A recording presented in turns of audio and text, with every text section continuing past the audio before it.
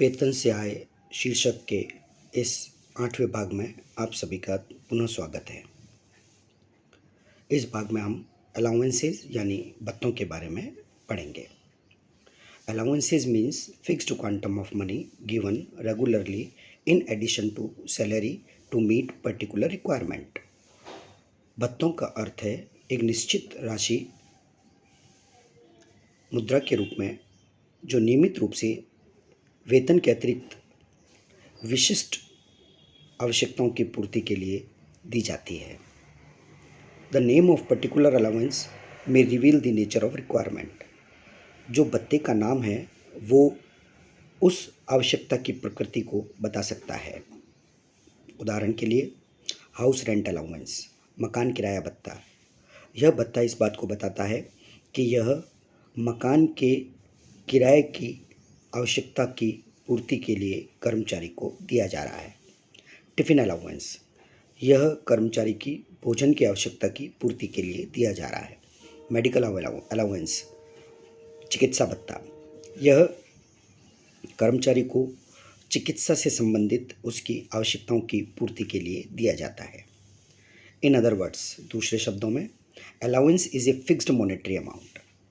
भत्ते एक निश्चित मौद्रिक राशि है, paid by the employer to the employee, नियोक्ता द्वारा जो कर्मचारी को दी जाती है, over and above basic salary, मूल वेतन से अतिरिक्त, फॉर मीटिंग सर्टेन एक्सपेंसेस, कुछ विशिष्ट व्ययों को पूरा करने के लिए, वेदर पर्सनल और for the performance of his duties, चाहे वे व्यय व्यक्तिगत हो सकते हैं, चाहे वो उसके कर्तव्यों से संबंधित हो सकते हैं।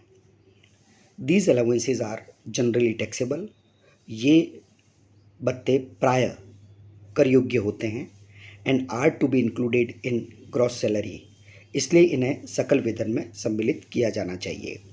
Unless specific exemption is provided in respect of such allowances, भत्तों को तब तक कर मुक्त नहीं किया जाएगा जब तक इनके संबंधित विशिष्ट प्रावधान आयकर अधिनियम में नहीं बना लिए गए हों। हम इस प्रकार कह सकते हैं, सभी भत्ते कर योग्य होंगे, वे केवल तभी कर मुक्त होंगे जब उनसे संबंधित कोई नियम आयकर अधिनियम में बनाया गया हो। हम इसे ऐसे भी समझ सकते हैं, यदि नियोक्ता द्वारा कर्मचारी को कोई ऐसा भत्ता दिया जा रहा है जिसके बारे में किसी प्रकार का कोई उल्लेख आयकर अधिनियम में नहीं है, तो वह भत्ता कर योग्य होगा, क्योंकि कर मुक्ति के लिए उसका आयकर अधिनियम में उल्लेख होना और उससे संबंधित नियमों का होना आवश्यक है। अलाउंसेस एट ए ग्लांस, हम भत्तों को एक दृष्टिकोण से देखते हैं। जनरल अलाउंसेस, सामान्य भत्ते इसमें सम्मिलित किए जाएंगे। हाउस रेंट अलाउंस, मकान किराया भत्ता। सिटी कंपेंसेटरी अलाउंस, शहरी क्षतिपूर्ति भत्ता। टिफ़िन अलाउंस, भोजन भत्ता। मेडिकल अलाउंस, चिकित्सा भत्ता। सर्वेंट अलाउंस, नौकर भत्ता। एंटरटेनमेंट अलाउंस, मनोरंजन भत्ता। Allowances under section 10(14)(1) deductions from which depends upon actual expenditure, rule 2BB1। ऐसे भत्ते जो धारा 14, धारा 10, उपधारा 14(1) के अंतर्गत दिए जाते हैं और इसकी डिडक्शन यानी छूट दी जाएगी जो कितना आपने उसमें से वास्तविक व्यय किया है उस पर निर्भर करेगा, और यह दिया गया है रूल 2BB1 में। इस प्रकार के भत्ते हैं ट्रैवल और ट्रांसफ़र अलाउंस, यात्रा और हस्तांतरण भत्ता, डेली अलाउंस, दैनिक भत्ता, कन्वेंस अलाउंस, वाहन भत्ता, असिस्टेंट अलाउंस, सहायक भत्ता, प्रोफेशनल डेवलपमेंट अलाउंस, पेशेवर विकास भत्ता, यूनिफॉर्म अलाउंस, वर्दी भत्ता। Allowance under section 10(14)(2) deduction from which do not depend upon actual expenditure, rule 2BB2। धारा 10, उपधारा 14(2) में दिए जाने वाले भत्ते जो छूट के लिए वास्तविक व्ययों पर निर्भर नहीं होते। ऐसा नियम 2B 2 में दिया गया है। Few of these allowances are, इनमें से कुछ भत्ते इस प्रकार हैं। चिल्ड्रन एजुकेशन अलाउंस, बच्चों की शिक्षा का भत्ता। चिल्ड्रन हॉस्टल अलाउंस, बच्चों के हॉस्टल का भत्ता। Truck drivers allowance, truck driver को दिया जाने वाला भत्ता। ट्रांसपोर्ट अलाउंस, वाहन भत्ता। ये कन्वेंस अलाउंस से अलग होता है, इसके बारे में हम विस्तार से आगे बात करेंगे। Tribal area allowance, Adivasi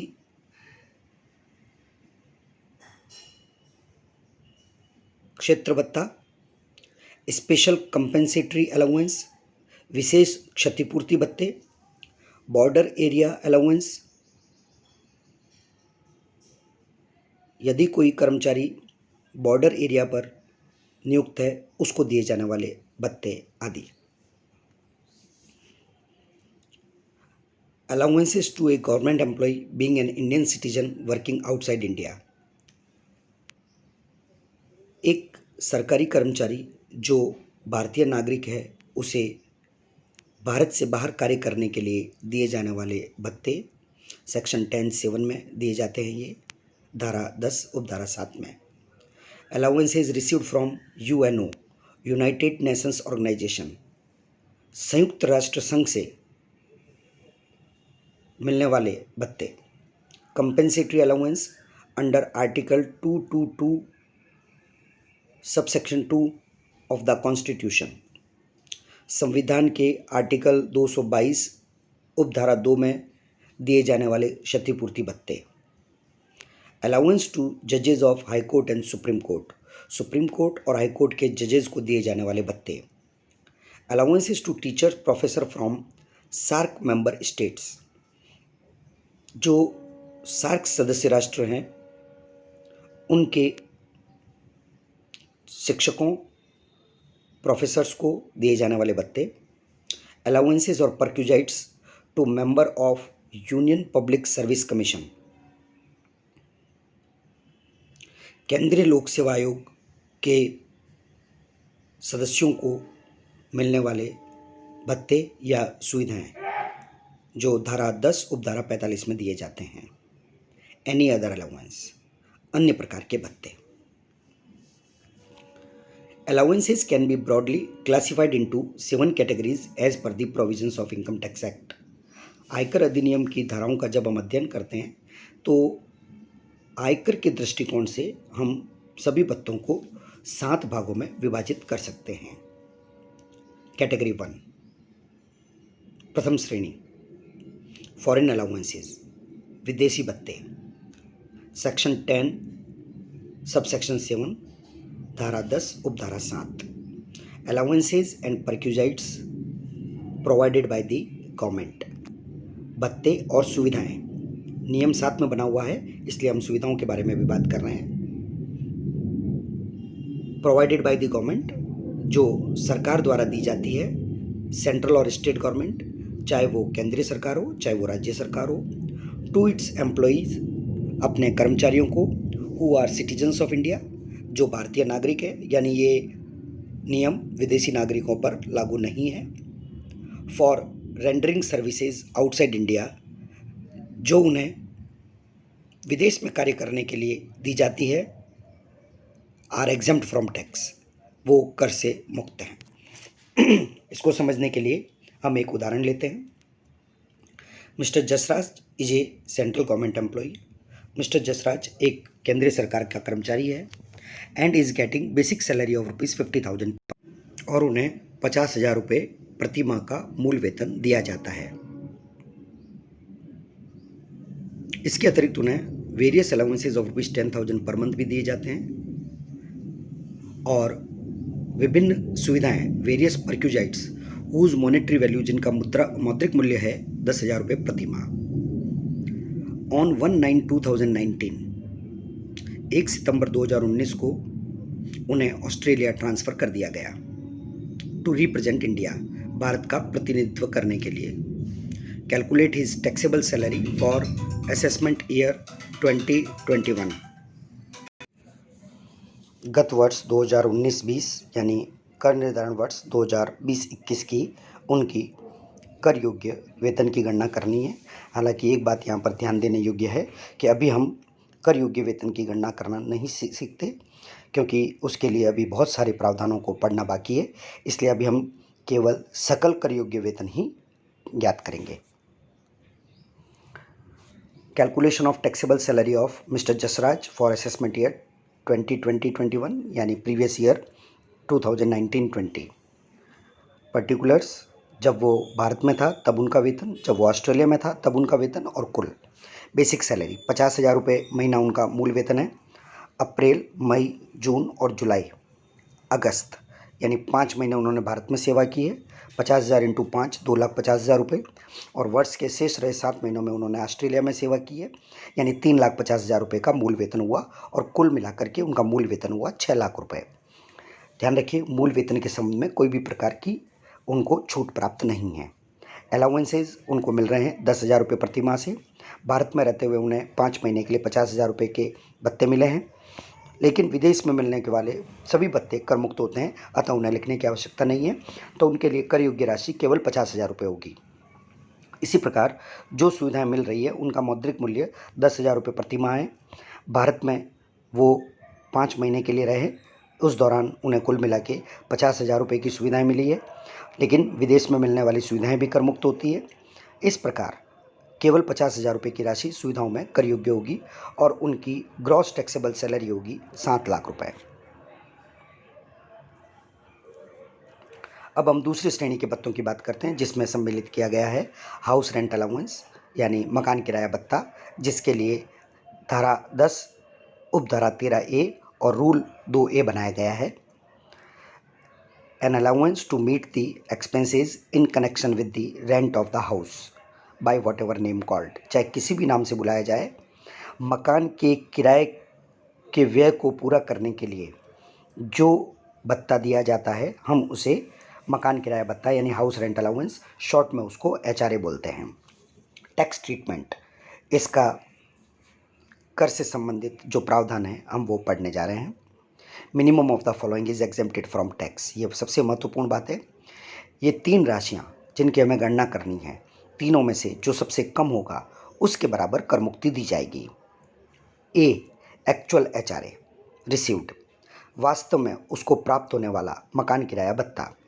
B, an amount equal to 50% of salary when house is situated in metro city, यानी मकान यदि मुंबई, दिल्ली, चेन्नई या कोलकाता में सिचुएटेड है तो वेतन का 50%, और अन्य स्थानों पर स्थित है तो वेतन का 40% फॉर द रिलेवेंट पीरियड, संबंधित अवधि को ध्यान में रखते हुए। यानी बी पार्ट में हमें वेतन का 50% या वेतन का 40%, जैसा भी केस हो वो लिखना है। C, the expenses of rent paid over 10% of salary, जितना आपने वेतन के 10% से ज़्यादा मकान का किराया चुकाया है, पेड वास्तव में चुकाया है, उसे घटाकर जो राशि बचेगी वो यहाँ पर लिखनी है। अर्थमेटिकली यानी गणितीय फॉर्मूले के हिसाब से अगर हम बात करें तो हम इसको इस तरह से लिख सकते हैं, rent paid minus 10% of salary. यहाँ पर एक बात ध्यान देने योग्य है कि सी पार्ट में यदि यह नेगेटिव आता है तो इसे निल या 0 लिखा जाएगा।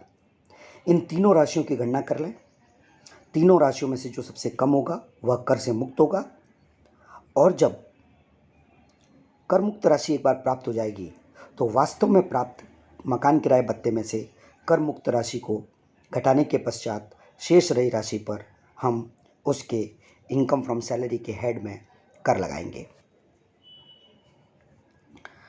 कुछ महत्वपूर्ण नोट्स हमें ध्यान में रखने चाहिए। Number 1, for calculation of exempted HRA salary means, आयकर अधिनियम में विभिन्न व्यवस्थाओं के लिए वेतन के विभिन्न अर्थ दिए गए हैं। यह बात आपको ध्यान से समझ लेनी चाहिए कि जिस स्थान पर वेतन का जो मीनिंग बताया गया है, जो अर्थ बताया गया है, उसे ही लेना है। यहाँ हर जगह पर वेतन का अर्थ केवल मूल वेतन से नहीं है।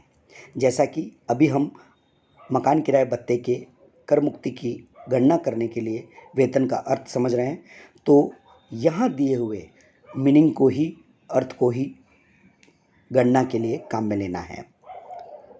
3 कंपोनेंट इसमें शामिल किए जाएंगे: बेसिक सैलरी, मूल वेतन, प्लस डीए, महंगाई भत्ता, if it forms a part of retirement benefit, जिसको हम इस प्रकार भी बोलते हैं, जो सेवा शर्तों के अधीन हो या जो सेवानिवृत्ति लाभों की गणना में सम्मिलित किया जाएगा, plus commission as a fixed percentage on turnover, विक्रय के सुनिश्चित प्रतिशत के आधार पर दिया जाने वाला commission.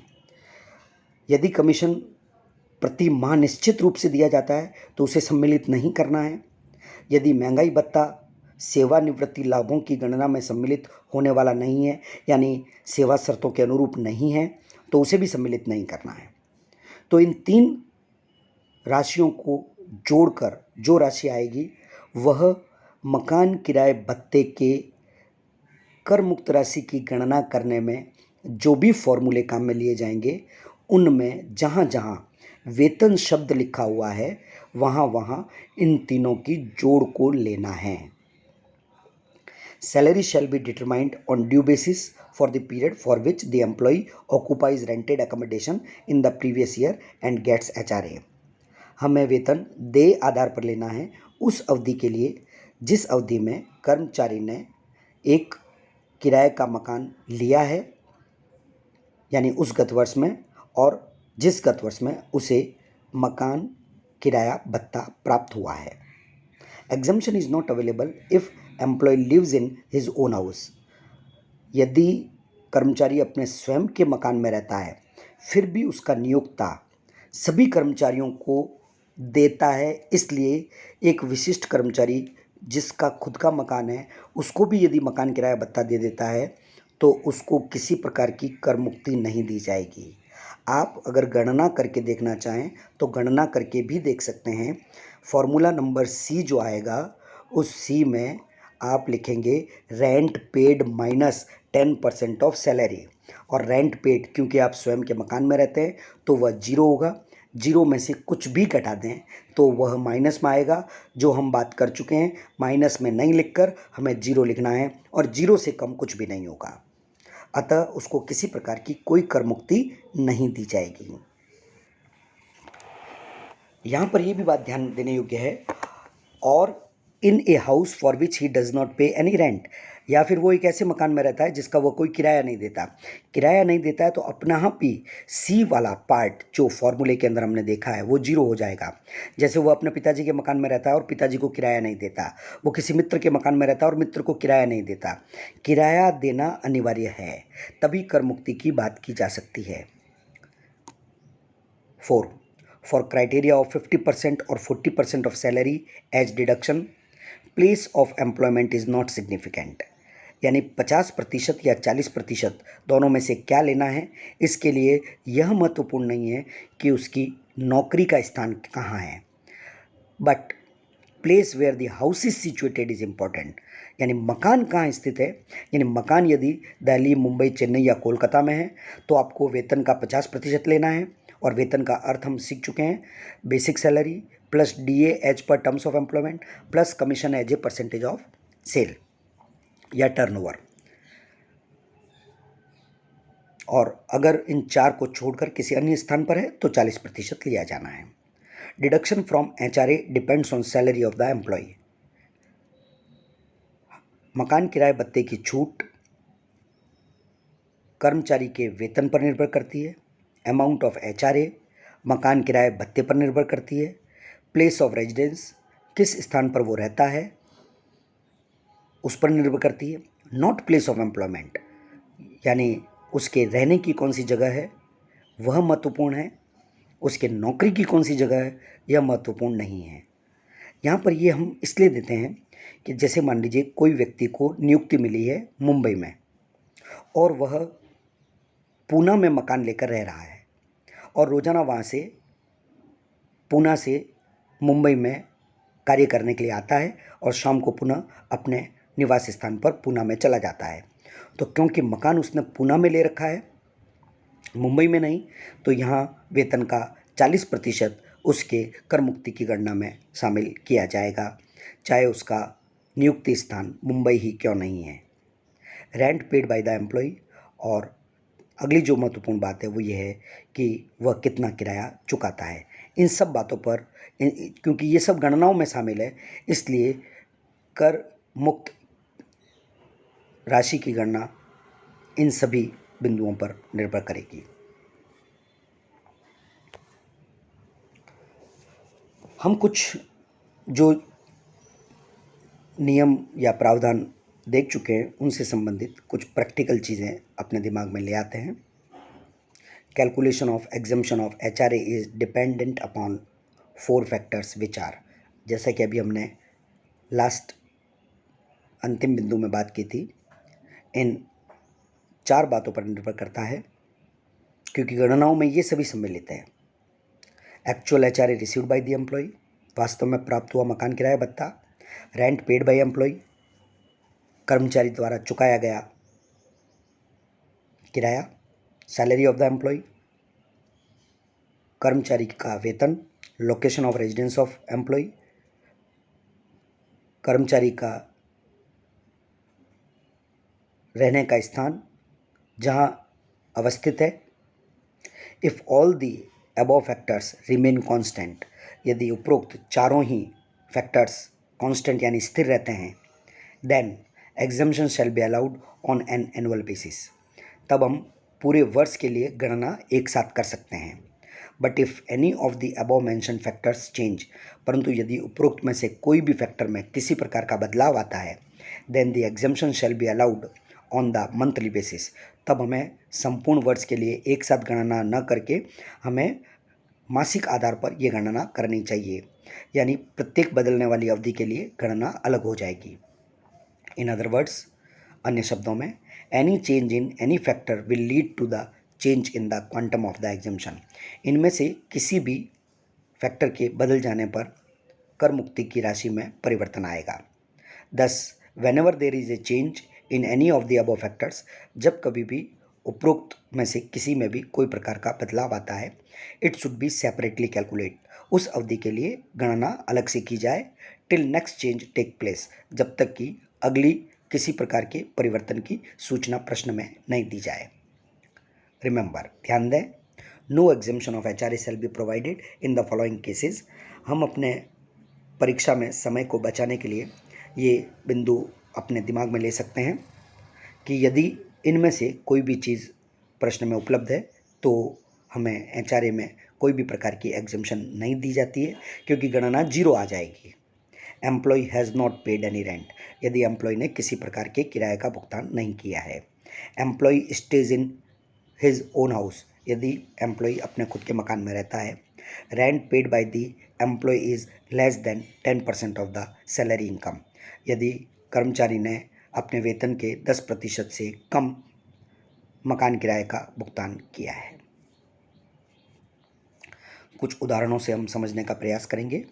Rohan, a resident of Bikaner, Bikaner का रहने वाला निवासी Rohan, receives ₹48,000 as basic salary, उसको 48,000 रुपये का मूल वेतन मिल रहा है ड्यूरिंग द प्रीवियस ईयर 2019-20, गत वर्ष 2019-20 में। In addition he gets ₹4,800 as dearness allowance forming part of basic salary, यानी उसको 4,800 रुपये का महंगाई भत्ता भी मिल रहा है जो मूल वेतन का भाग है। इसका कहने का अर्थ है the dearness allowances as per terms of employment और to be used for the purpose of retirement benefits, सेवानिवृत्ति लाभों के लिए उसे सम्मिलित किया जाएगा। 7% commission on sale made by him, उसके द्वारा की गई बिक्री पर उसे 7% का कमीशन भी दिया जाएगा। Sales made by X during the relevant previous year is ₹86,000, गत वर्ष में मिस्टर रोहन ने 86,000 रुपीज़ का विक्रय किया है। ₹6,000 एज हाउस रेंट अलाउंस, उनको 6,000 रुपये का मकान किराया भत्ता भी मिल रहा है। He however pays ₹5,800 as house rent, वह 5,800 रुपये का मकान किराया वास्तव में चुकाते हैं। Determine the quantum of exemption from house rent allowance, मकान किराए भत्ते में से कर मुक्त राशि की गणना करनी है। आइए गणना करने के लिए हम सबसे पहले लेते हैं हाउस रेंट अलाउंस रिसीव्ड। वास्तव में उनको कितना महंगाई भत्ता प्राप्त हुआ है, क्योंकि पूरे वर्ष सभी समान रहे हैं तो हम मासिक आधार पर गणना करके हम उन्हें 12 से मल्टीप्लाई कर देंगे तो राशि वार्षिक आधार पर आ जाएगी। उन्हें प्रति माह 6,000 रुपये का हाउस रेंट अलाउंस मिल रहा है। Less minimum of the following being exempted under section 10(13)A, धारा 10 उपधारा 13A में उन्हें निम्न में से जो सबसे कम राशि होगी उसके बराबर कर मुक्ति दे दी जाएगी। ए, एक्चुअल अमाउंट रिसीव्ड 6,000 रुपये, जैसा कि अभी हम देख चुके हैं। 40% ऑफ सैलरी, यहाँ पर हमने एक वर्किंग नोट बनाया है। आइए पहले उस वर्किंग नोट को देख लें। Salary for the purpose of HRA, house rent allowance की कर मुक्ति की गणना करने के लिए सैलरी का अर्थ होता है, हम जानते हैं, मूल वेतन plus DA as per terms of employment और commission as a percentage of sale. तो यहाँ पर उनका बेसिक सैलरी है 6,000 इंटू 12 48,000। इसका 10% उन्हें महंगाई भत्ता मिलता है 4,800 रुपये, और 86,000 रुपये की उन्होंने सेल की है तो 86,000 का 7% हुआ 6020। इस प्रकार उनका वार्षिक वेतन हुआ 58,820 रुपये।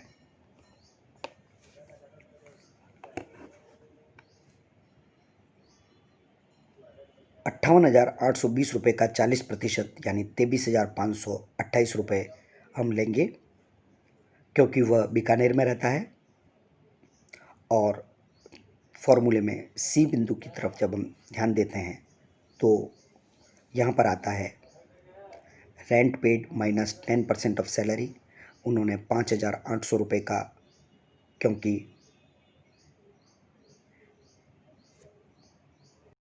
किराया चुकाया है, और वेतन का 10% 5,882 रुपये हम ले लेते हैं। वेतन की गणना हम ऑलरेडी देख चुके हैं। 5,800 से 5,882 रुपये ज़्यादा है, अतः यहाँ पर माइनस में राशि नहीं लिखी जाती, या जीरो ली जाएगी या नहीं ली जाएगी। ये गणना मासिक आधार पर नहीं है, संपूर्ण राशियाँ उन्हें वार्षिक रूप में ही दी गई है।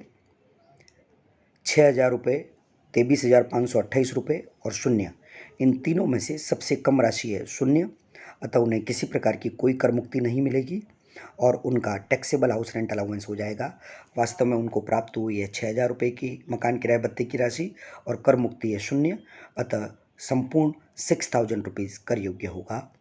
Hence exempted under section 10(13)A is nil, यानी कोई प्रकार की कर मुक्ति नहीं दी जाएगी। अगला एग्जाम्पल लेते हैं। Compute the taxable house rent allowance of mister Amar from the following data. Mister Amar का दी गई सूचनाओं से कर मुक्त मकान किराए की भत्ते की राशि की गणना करनी है। Basic salary 5,000 per month. DA as per terms of service, यानी सेवा शर्तों के अधीन दिया जाने वाला महंगाई भत्ता 2,000 रुपये प्रति माह। HRA ₹4,000 per month. मकान किराया भत्ता उन्हें मिल रहा है 4,000 रुपये प्रति माह का। Rent paid ₹4,000 per month. उन्होंने प्रति माह 4,000 रुपये का किराया चुकाया है इन जयपुर में। ऑन 1/7/2019, 1 जुलाई 2019 को there is an increment in basic salary by ₹1,000, 1,000 रुपये से उनके मूल वेतन में वृद्धि कर दी गई है। On 1/10/2019, employ hired a new flat in Kolkata at the same rent as he was posted to Kolkata. अब उनका कोलकाता में क्योंकि स्थानांतरण कर दिया गया है, अतः उन्होंने वहाँ पर एक नया फ्लैट किराए पर ले लिया है। ऑन 1/1/2020, 1 जनवरी 2020 को employ purchased his own flat and resides there. उसने अपना खुद का फ्लैट खरीद लिया और वहाँ पर रहना प्रारंभ कर दिया। तो आइए इसमें जब जब बदलाव हुए हैं तब तब हमें गणनाएं अलग अलग करनी पड़ेगी। सबसे पहले हम यह देखते हैं कि 1 अप्रैल 2019 से जब गत वर्ष प्रारंभ होता है और 1 जुलाई तक उनको कोई वेतन वृद्धि नहीं मिली है, तो अप्रैल, मई, जून और जुलाई, इन 4 महीनों की गणना हमें अलग से करनी है। इन 4 महीनों में उन्हें वास्तव में प्राप्त होने वाला हाउस रेंट अलाउंस है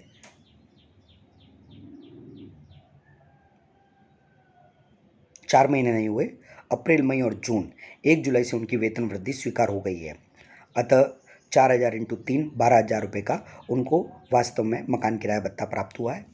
और हम जैसा कि जानते हैं, मकान किराया भत्ते की कर मुक्ति की राशि की गणना करने के लिए 3 में से सबसे कम राशि को लेना है। Actual amount received 50,000 into 3 4,000 into 3 यानी 12,000 रुपये। 40% ऑफ सैलरी बीकानेर में रह रहा है फिलहाल, इसलिए वेतन का 40% लेना है और उसकी गणना के लिए मूल वेतन और उसमें हमें सम्मिलित करना है महंगाई भत्ता। 5,000 प्लस 2,000 यानी 7,000 इंटू 3 21,000, 21,000 का 40%, ये हो जाएगा 8,400 रुपये। कमीशन उन्हें कोई मिला नहीं है। फिर लेना है सी में rent paid minus 10% of salary. Rent पे उन्होंने किया है 4,000 रुपये प्रति माह का, यानी 12,000 रुपये। उसमें से वेतन की अभी हमने गणना की है 21,000 का 10% यानी 2,100 रुपये। ये घटाने के पश्चात राशि आती है 9,900 रुपये। हम देखते हैं ए बी सी तीनों में से 8,400 रुपये सबसे कम है, जिसकी कर मुक्ति दे दी जाएगी।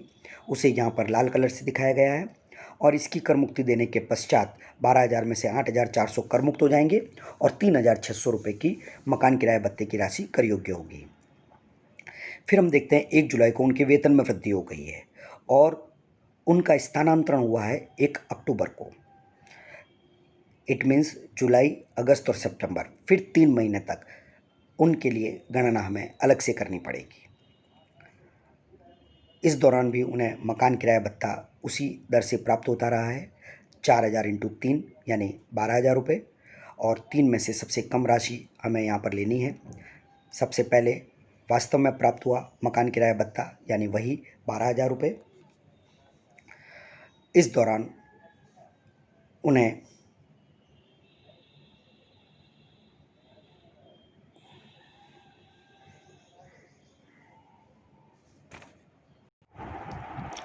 क्योंकि वह अभी भी बीकानेर में ही रह रहा है, अतः वेतन का 40% लिया जाएगा। 1,000 रुपये की वेतन वृद्धि के पश्चात उनका मूल वेतन जुलाई माह से अब हो गया है 6,000 रुपये। महंगाई भत्ता वही है 2,000 यानी 8,000 रुपये प्रति माह। 3 माह के लिए यह राशि हो जाती है 24,000 रुपये, जिसका 40% होगा 9,600 रुपये। सी पार्ट में हम लेंगे rent paid minus 10% of salary. Rent paid वही 4,000 रुपये प्रति माह है, 4,000 इंटू 3 यानी 12,000 रुपये और 10% वेतन का लेना है। वेतन की गणना है 24,000, 10% हुआ 2,400 और यह भी 9,600 रुपये आ गया। इस प्रकार 12,000, 9,600 और 9,600 इन तीनों में से सबसे कम राशि हुई 9,600 रुपये, जिसकी कर मुक्ति दे दी जाएगी। 12,000 रुपये वास्तविक प्राप्त हाउस रेंट अलाउंस में से जब 9,600 रुपये घटा दिए जाएंगे तो उनके लिए 2,400 रुपये की राशि कर योग्य होगी, क्योंकि 9,600 रुपये की कर मुक्ति मिल चुकी है।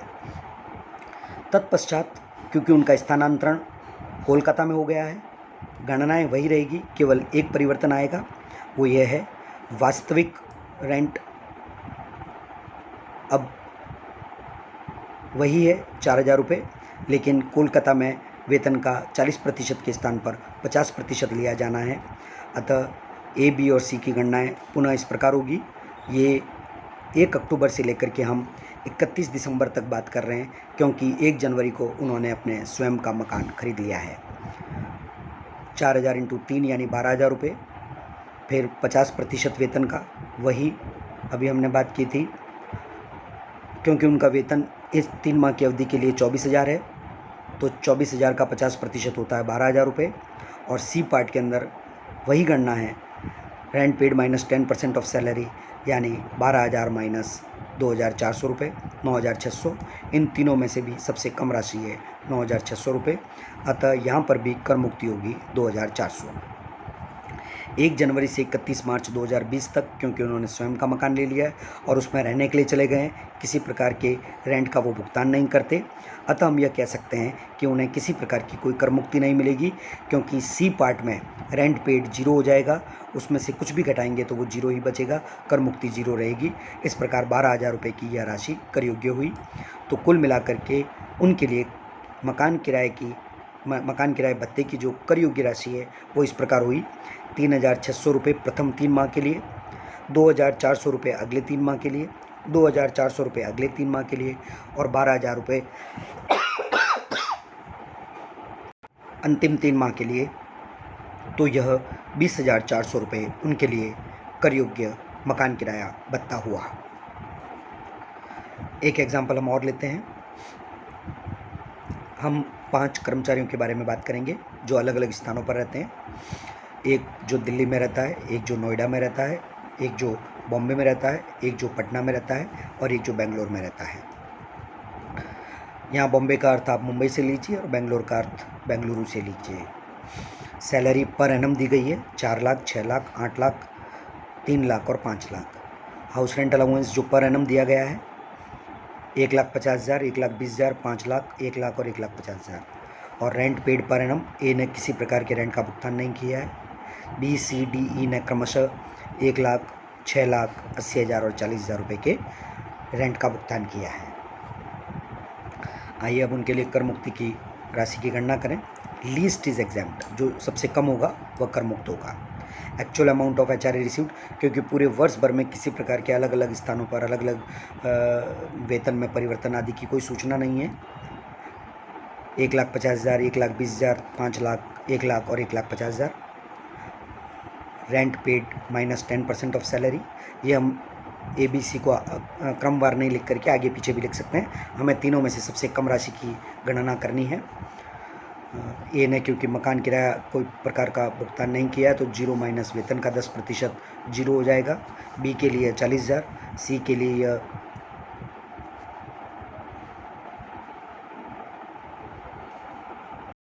क्योंकि वो मुंबई में रहते हैं 6 लाख रुपए का उन्होंने रेंट का भुगतान किया है और वेतन का 10% सिर्फ 80,000 रुपये होता है, तो ये 5,20,000 रुपये की राशि आई।